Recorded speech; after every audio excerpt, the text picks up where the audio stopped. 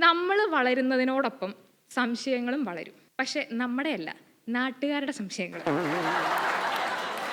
കല്യാണം ഒന്നും ആയില്ലേ? ഇപ്പം ഈ ISROയിൽ റോക്കറ്റ് വിക്ഷേപണം കഴിഞ്ഞ് നിൽക്കുന്ന സയൻറ്റിസ്റ്റിനെ കണ്ടാലും ചോദിക്കും, കല്യാണം ഒന്നും ആയില്ലേ മോനെ? Number 18 hotel anybody can stand നിങ്ങൾക്കായി അവതരിപ്പിക്കുന്നത് number 18 hotel fort Kochi, Kerala. നമസ്കാരം, ഞാൻ അഡ്വക്കേറ്റ് അനുജ, ദി സ്റ്റാൻഡപ്പ് വക്കീൽ. നിങ്ങൾക്ക് കേൾക്കാൻ പറ്റുന്നുണ്ടോ? ഓഡിബിൾ ആണോ? ഞാൻ കേൾക്കുന്നുണ്ടോടാ? എന്താണെന്ന് അറിയാൻ പാടില്ല, ഈയിടെയായിട്ടെ ഭയങ്കര സംശയമാണ്. ഇപ്പം തന്നെ ഈ സ്റ്റാൻഡപ്പിൻ്റെ ഇൻട്രോ ഇങ്ങനെ കൊടുത്തു കഴിഞ്ഞാൽ ഇത് ഫ്ലോറിൽ ചെയ്യുമോ എന്നൊരു സംശയം എനിക്കുണ്ടായിരുന്നു. ഇവളത് എന്ത് തേങ്ങയാണ് ഈ കാണിച്ചു കൂട്ടുന്നതെന്നുള്ള നിങ്ങളുടെ എക്സ്പ്രഷൻ കണ്ടപ്പം ആ സംശയം അങ്ങോട്ട് മാറിക്കിട്ടി. ഈ ചെറുപ്പത്തിലെ നമ്മുടെ ചില സംശയങ്ങളൊക്കെ ഉണ്ട്. ഇപ്പം എൻ്റെ സംശയങ്ങളെന്നൊക്കെ പറഞ്ഞു കഴിഞ്ഞാൽ ഈ കാക്കയൊക്കെ, ചത്ത കാക്കയില്ലേ, ചത്ത കാക്ക എവിടെ പോകുന്നു, ഓസോൺ പാളിയിൽ ആരാണ് ഓട്ടയിടുന്നത്, പിന്നെ അസ്യൂഷ്വൽ ഉമ്മ വെച്ച കുട്ടികളുണ്ടാവുമോ എന്നുള്ള സംശയങ്ങളൊക്കെ. പക്ഷെ ഇപ്പോഴത്തെ പിള്ളേരുടെ സംശയമൊക്കെ കുറച്ചും കൂടെ വെറൈറ്റി ആയിട്ടോ. അപ്പോൾ എൻ്റെ വീട്ടിൽ 2 കുരുപ്പുകളുണ്ട്, ചേട്ടൻ്റെ കൊച്ചും ചേച്ചിയുടെ കൊച്ചും.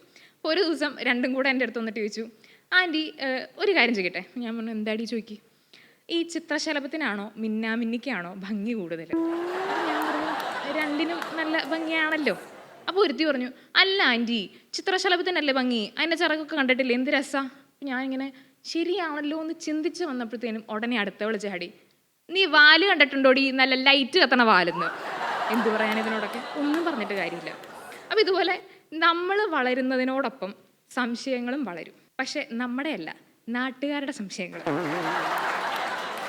അവരുടെ പ്രധാന സംശയം എന്താണെന്ന് വെച്ച് കഴിഞ്ഞാൽ, കല്യാണം ഒന്നും ആയില്ലേ? ഇപ്പം ഈ ISROയിൽ റോക്കറ്റ് വിക്ഷേപണം കഴിഞ്ഞ് നിൽക്കുന്ന സയൻറ്റിസ്റ്റിനെ കണ്ടാലും ചോദിക്കും, കല്യാണം ഒന്നും ആയില്ലേ മോനെ?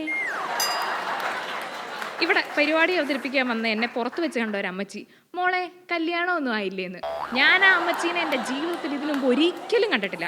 ആദ്യമായിട്ട് കണ്ട എന്നോട് ചോദിക്കുന്ന ചോദ്യമാണ്, കല്യാണം ഒന്നും ആയില്ലേന്ന്. ഇത് കേൾക്കുമ്പോൾ നമ്മളോർക്കും, നമ്മളൊരു കല്യാണമൊക്കെ കഴിച്ച് സന്തോഷമായിട്ട് ജീവിക്കുന്ന കാണാൻ വേണ്ടിയിട്ടാണ് ഇവരിത് ചോദിക്കണേന്ന്. ഒരിക്കലുമല്ല. നമ്മൾ കല്യാണം കഴിക്കാതെ സന്തോഷമായിട്ട് ജീവിക്കണം കണ്ടിട്ട് സഹിക്കാൻ പറ്റുന്നിട്ടാണ് ഇവരിത് ചോദിക്കുന്നത്. അപ്പോൾ ഈ പെൺപിള്ളേരുടെ കാര്യം പറയാനാണെങ്കിൽ ഒരു 18-20 വയസ്സാവുമ്പം തുടങ്ങും, കല്യാണപ്രായമായല്ലോ, ഇനി അതിൽ 24 എത്തിയാലോ, എന്തേലും പ്രശ്നമുണ്ടോ മോളെ, നമുക്ക് പരിഹാരം ഉണ്ടാക്കാം, കൊച്ചു പറ അല്ലേ. ഇനി അതിൽ 28 എൻ്റെ ചേച്ചി പെങ്കൊച്ചത്ര വെടുപ്പൊന്നും അല്ല കേട്ടോ, എന്തോ ചുറ്റിക്കളി ഉണ്ട്, അതവിടെ തീർന്നു. പക്ഷെ ഇനി ആൺപിള്ളേരുടെ കാര്യം എടുത്താൽ നേരെ തിരിച്ചാണ്. ഇവർക്കാണ് സംശയം, പെണ്ണ് കിട്ടുമെന്ന്. കാര്യം എന്താണെന്ന് വെച്ച് കഴിഞ്ഞാൽ, ഈ പെണ്ണിൻ്റെ വീട്ടിൽ നിന്ന് ചെറുക്കനെ പറ്റി അന്വേഷിക്കാൻ വേണ്ടി വരില്ലേ, അപ്പോൾ ഇതേ നാട്ടുകാർ ടിക്കറ്റ് പോലും എടുക്കാത്ത സിനിമയ്ക്ക് റിവ്യൂ പറയുന്ന പോലെ പറയും, ചെറുക്കൻ്റെ ഫസ്റ്റ് ഹാഫ് മൊത്തത്തിൽ പോക്കാണ്, പ്രൊഡ്യൂസർ കാര്യം കുറേ കാശൊക്കെ ഇറക്കിയിട്ടുണ്ട്, പക്ഷെ അതിൻ്റെ ഒരു ഗുണമില്ല, ഡയറക്ടറുടെ ഡയറക്ഷൻ മൊത്തത്തിൽ തെറ്റിക്കിടക്കും, അതല്ലേ ചെറുക്കൻ വഴി വിളിച്ച് പോയത്. പിന്നെ ഇവൻ്റെ കഥയിൽ വല്ല കാമ്പുണ്ടോ എന്ന് ചോദിച്ചാൽ വെള്ളമടിച്ച് അതും പോയി കിടക്കും. ചുരുക്കി പറഞ്ഞു കഴിഞ്ഞാൽ നമ്മുടെ ചെറുപ്പക്കാരുടെ അവസ്ഥ എന്ന് പറഞ്ഞു കഴിഞ്ഞാൽ, നാട് മുഴുവൻ കല്ലുണ്ട്, പക്ഷെ നായ കടിക്കാൻ വരുമ്പോൾ ഒന്നുമില്ല എന്ന് പറയുന്ന പോലെ. കഴിഞ്ഞ ദിവസം ഓഫീസിലൊരു കക്ഷി എന്നെ കാണാൻ വന്നു, പേര് ഗോപി. പ്രശ്നം എന്നാന്ന് വെച്ച് കഴിഞ്ഞാൽ, ആദ്യ രാത്രിയിൽ ഇവൻ്റെ ഭാര്യ ഇവനെ കളഞ്ഞിട്ട് പോയി. സംഭവം കുറച്ച് ഡാർക്കാ, കേട്ടപ്പോൾ എനിക്കും സങ്കടം തോന്നി. അപ്പോൾ ഞാൻ ചോദിച്ചു, എന്താ ഗോപി സംഭവിച്ചെന്താ എന്ന് ചോദിച്ചു കഴിഞ്ഞപ്പോൾ പറയാ, അതുണ്ടല്ലോ മാഡം, ഞാനൊരു കിടിലം ബ്ലോഗറാണ്, അതുകൊണ്ട് ഇൻസ്റ്റഗ്രാം ലൈവിൽ ആദ്യ രാത്രി വൈഫിനെ ഒന്ന് അൺബോക്സ് ചെയ്യാൻ നോക്കിയതിനാണ് അവൾ പോയത്. അന്ന് തൊട്ട് രാത്രി കൃത്യം 11 മണിയാകുമ്പം ഗോപി വിളിക്കും, എന്തിനാ? സംശയം ചോദിക്കുക. അപ്പോഴാണ് എനിക്ക് മനസ്സിലായത്, ഇത് കക്ഷി ഗോപിയല്ല, പക്ഷി കോഴിയാണെന്നും ഈ സംശയങ്ങളൊന്നും അത്ര വെടുപ്പല്ല എന്നും. അപ്പം ഇതുപോലെ തന്നെ എനിക്കൊരു അമ്മാവനുണ്ട്.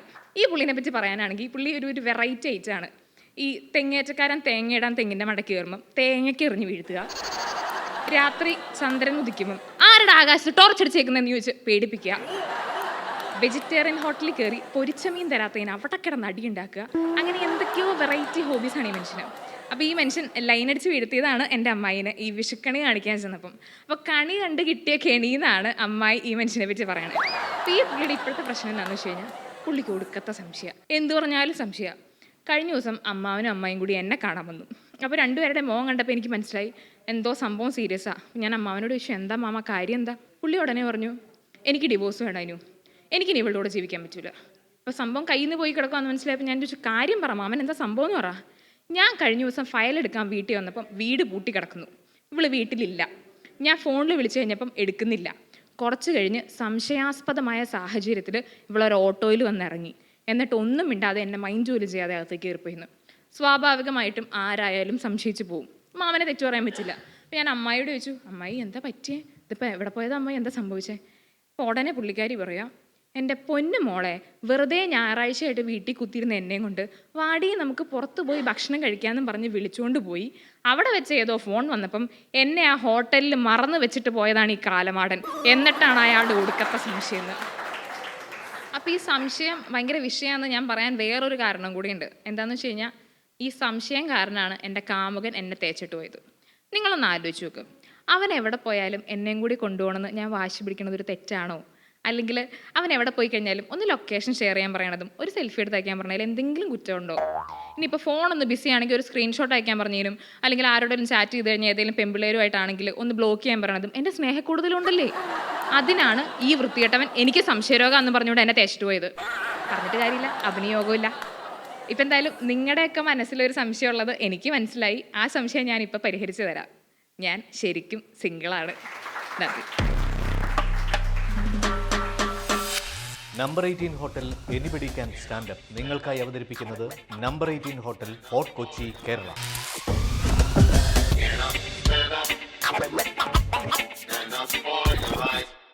കൂടുതൽ വാർത്തകളും വിശേഷങ്ങളും നിങ്ങളിലേക്കെത്താൻ ABC TV സബ്സ്ക്രൈബ് ചെയ്യുക, ബെൽ ബട്ടൺ അമർത്തുക.